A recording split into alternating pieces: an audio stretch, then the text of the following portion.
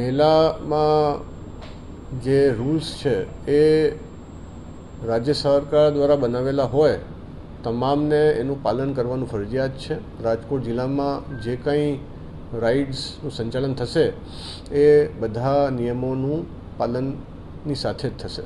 Sir, ગયા વર્ષે એક વિવાદ પણ સામે આવ્યો હતો અને અંત સમય સુધી થયો હોય એમ વિવાદ ટાળવા માટે કંઈ અત્યારથી કોઈ પ્રક્રિયા? જી, આ વખતે અમે ફોર્મ્સનું વિતરણ અને જે ટેન્ડરિંગ પ્રક્રિયા છે એ વહેલી કરવાનો અમે આદેશ આપી દીધા છે.